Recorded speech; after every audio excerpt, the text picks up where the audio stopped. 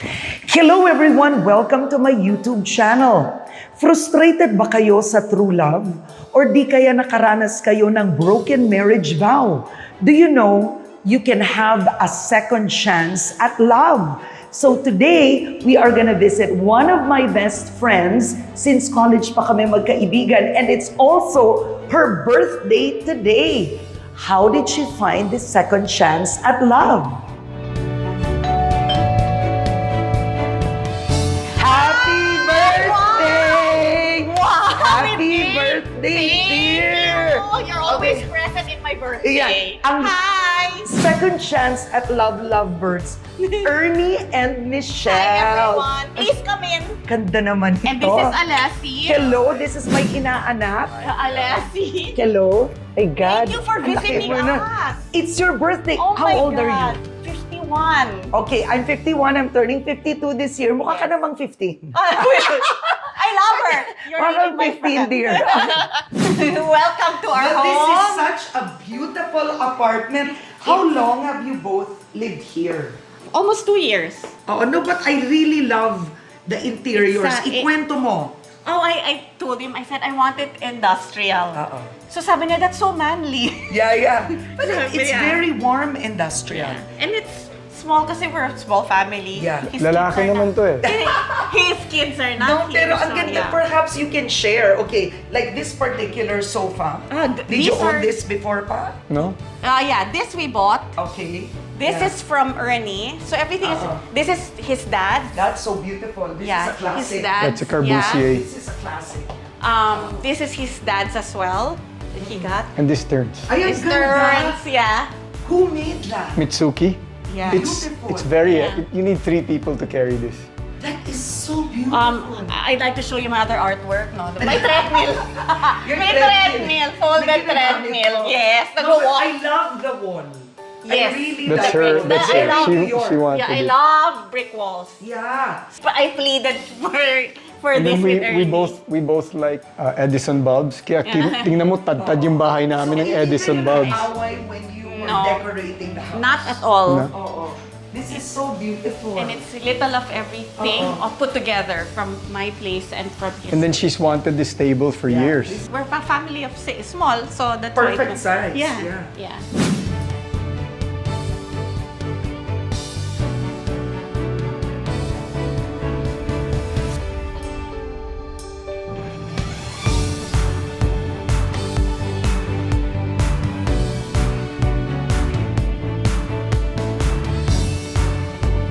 Ernie and Michelle, kayong dalawa, dumaan na kayo sa first marriages nyo, and you had what I call your own broken marriage vow. Hindi sa isa't isa. But then, in your later years, you found each other again. How difficult was that before, going through your own broken marriage? Alam mo, lahat naman tayo makasalanan, di ba? I have my faults. The mother of my children also has her faults. We're all just trying to find our way, trying to do the right thing. Pero for me, it was very, very hard.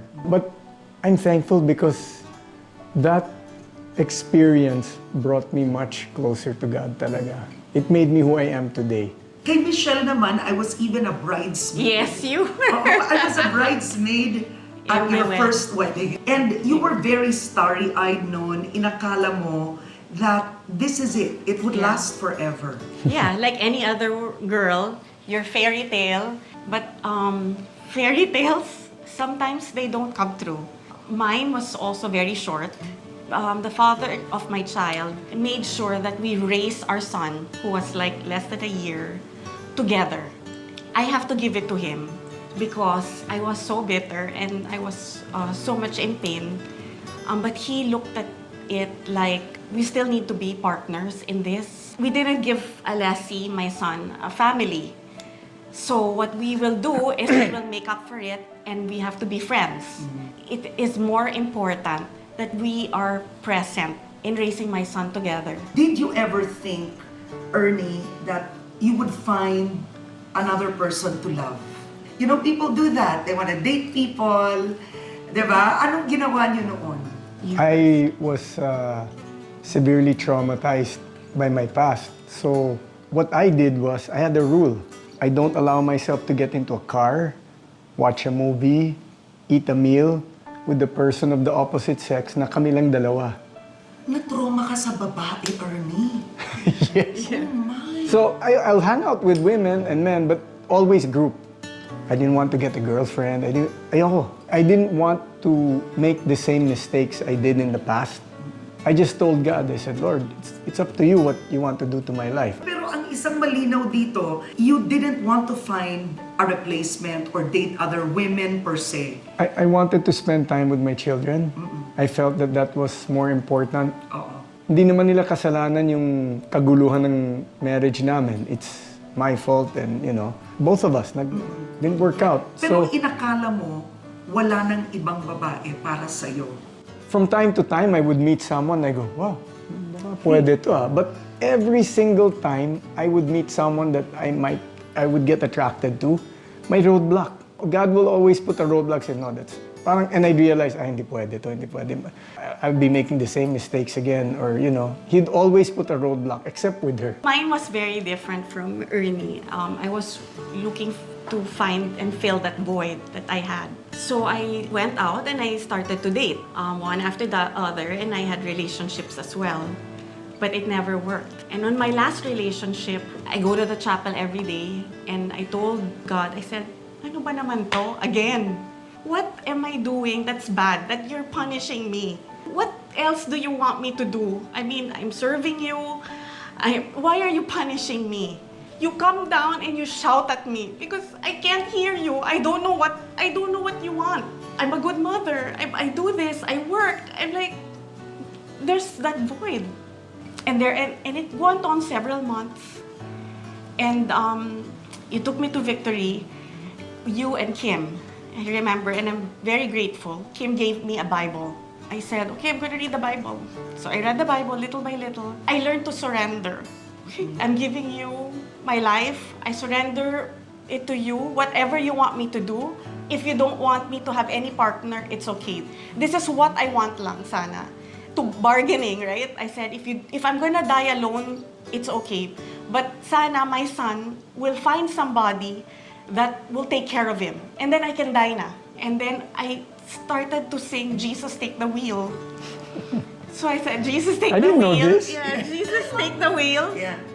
Take it from my hand because I can't do this alone. So I would play that in the car all the time. And after 2 years, I met him.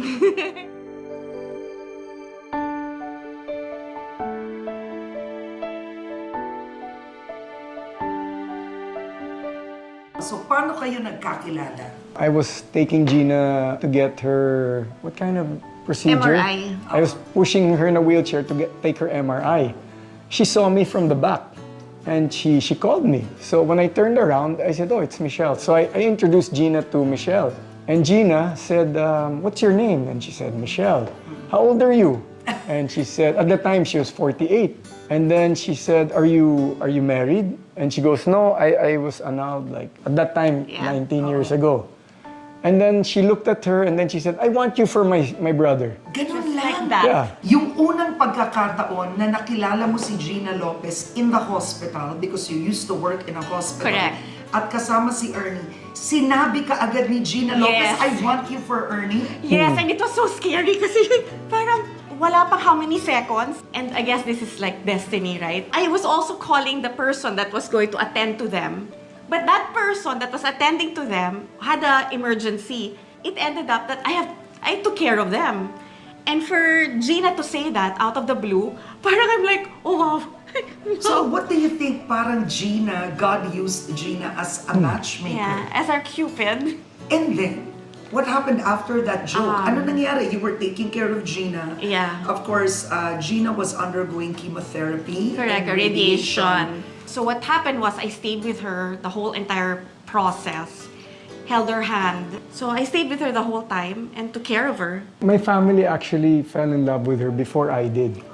When I met her, I didn't see stars to think she's the one. I never thought that. Even after Gina said that, wala lang. My siblings are always doing this to me. Di ko lang pinansin, but all of them fell in love with her, 100% of them. Even my mom. Gina already liked her. The other two sisters, simultaneously, independently, were texting her, telling her, we don't say this about anyone, but we like you for our brother.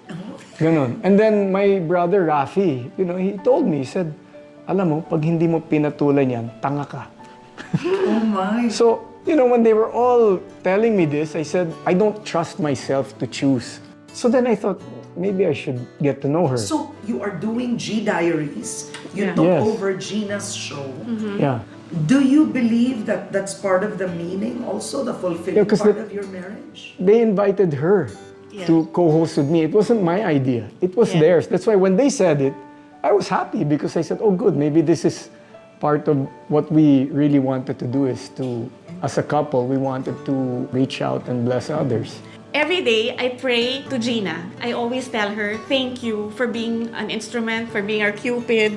Sometimes when we fight, I get scared of Gina. So I'll say, okay, wait, sorry Gina. And then I still pray to her. I still thank her for being an instrument. Thank God every day for giving me such a wonderful husband. Will you please be my second chance? Spend the rest of your life with me. And I'm asking you to be on lockdown with me for the rest of your life. That's the best. The best lockdown. She said, okay.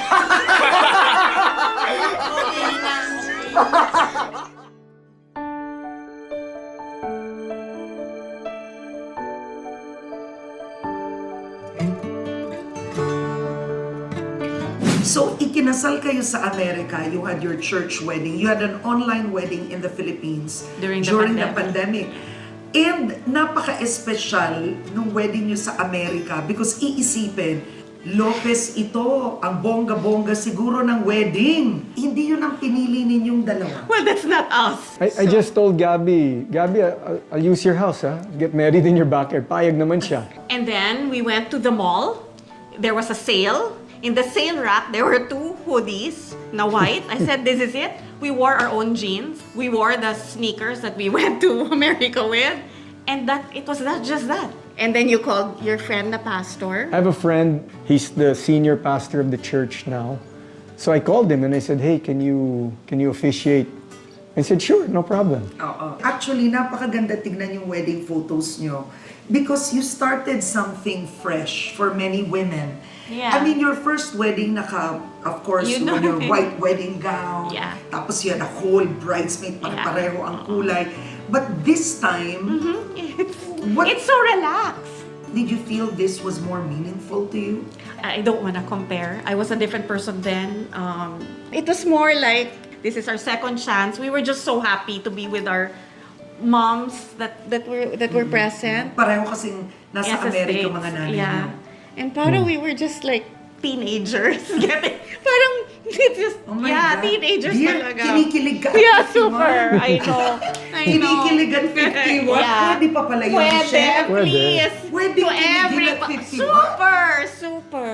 So yes, there's hope to everybody out there who's looking for a second chance at any age. And makalag ba yun that as a couple, you share the same interests today, do things together, because many couples end up leading separate lives. Yeah.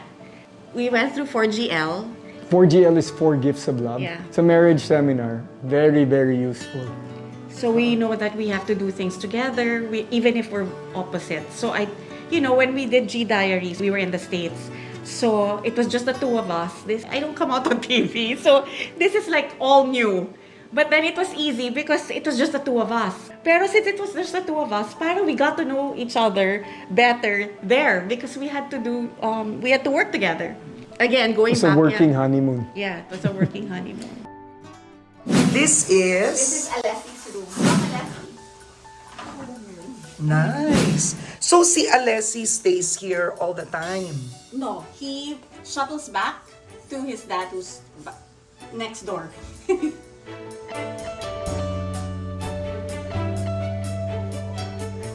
So when the twins are here, Sabrina and Isis, stay here.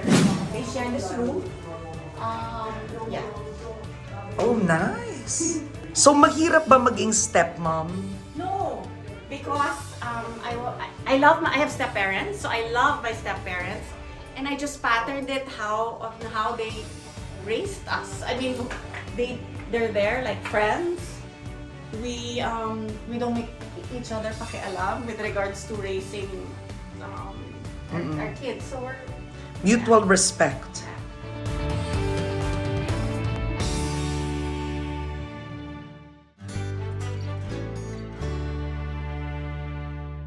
So marami sa mga marriages hindi nagwo-work because ayaw ng anak ang napiling partner.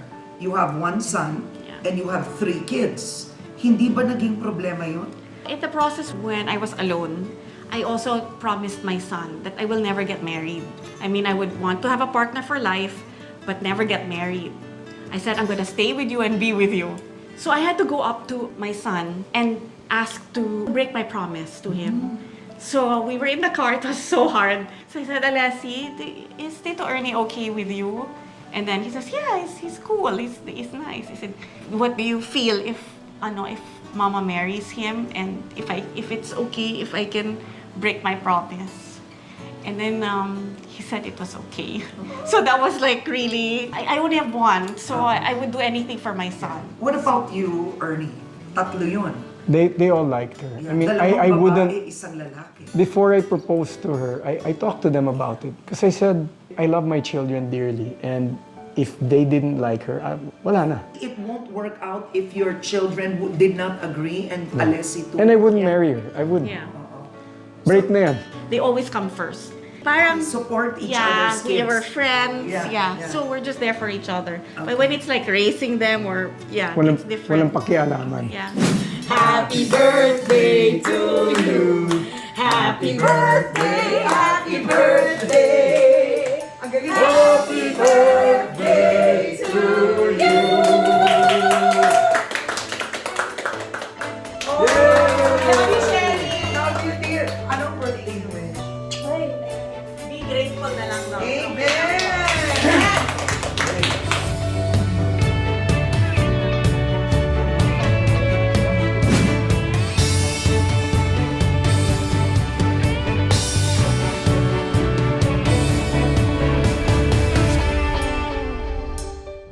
So, paano nyo nalaman na kumbaga, eto na yun. This is God's choice for me. I believe in signs, so I prayed. I prayed to God, actually before pa, that whoever I'm gonna end up with would invite himself to come with me to Simbang Gabi. What happened was, Ernie asked me if he can join me for Simbang Gabi. Okay, so that was one. I said, wow! But I had a lot of conditions. So I said, dapat hindi siya late. Okay? Hindi siya late. Hindi siya matutulog kasi maaga 4:30 a.m. Tsaka baka trying to impress you. Oo. Tapos hindi naman. tapos hindi siya pwedeng to be in a hurry to go home. I have to tell you, I'm Catholic, he's Christian, right? So for him to do that and invite himself for Simbang Gabi, that was like big. He went with me. We finished the mass. He didn't have, he wasn't in a hurry. It's just a slow process na serene and peaceful. And then it's just like my heart knew. And I told him right away after church. I said, you're the So I one. told him, I'm the one pala. Yeah. No, but ikaw, Ernie, how did you know that this was God's choice for you? I think before I knew she was God's choice for me, we both did something independently, simultaneously, that I think is very, very important. We both surrendered. I was surrendered. I said, Lord, it's up to you.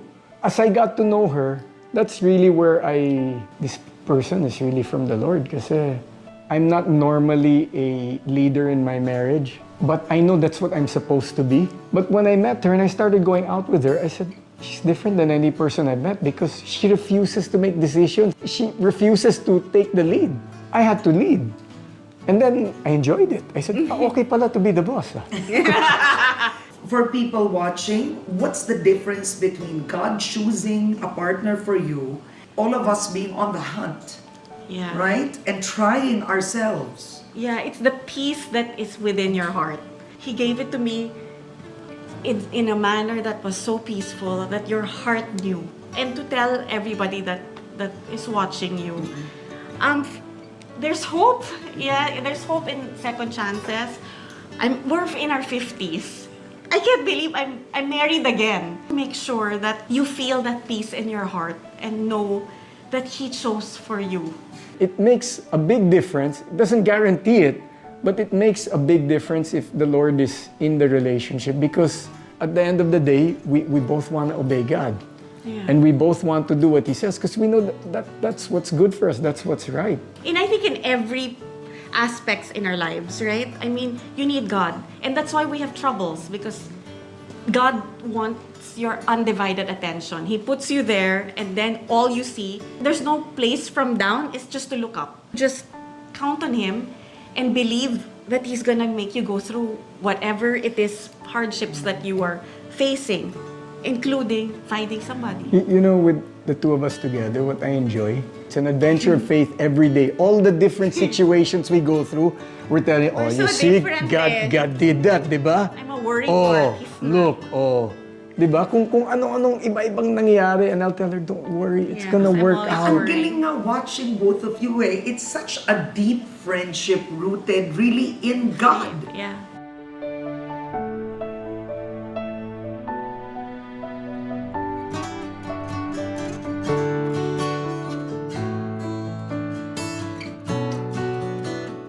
What do you believe is the lesson with your love story? Both our roads are broken, and if you know the song, it's really nice. There were so many men that broke my heart, but they were like northern stars that led me straight to your loving arms, because God blessed the broken road. Kakayak naman. Grabe naman, naiyak Yeah. ako dun, Shell. No matter how much I messed up my life, all I had to do was come to Jesus and say, Surrender. help me. Tulungan mo ako. And He did. And I didn't expect Him to help me this way. It turned out much better than I could ever imagine in my wildest dreams. I'm just very, very thankful, because I know I don't deserve the life I have now. But I'm so thankful that I have it. Who is Michelle to you today? This one? This one, huh? This one is my day. This is my life, you know? I look forward to going home every day. When I come home, she has a welcome smile. You know, you have your welcome drink at the resort. It's this biggest smile, and if I come home, she doesn't give it to me, I feel really bad. You know, but she has to give me that smile, and it makes my day. Each day This with is my Him bonus. is a bonus. You have to be very grateful to what you have. And I can't believe that I found a second chance nga. So every day when he comes home from a workout or from work, that's already an added +1 day with him, diba? Because you don't know when. I've seen so many deaths in the hospital. In the hospital, God can take away your life just like that. Every day is a bonus for me, just so that I can be with him. He's such a nice and kind man, and he glorifies God in despair, which I have a hard time doing. So, yeah, so that's it. It's just being grateful that he comes home and I have another day with him. Kiss naman dyan. Gusto ko ng other kiss. Cute dito eh.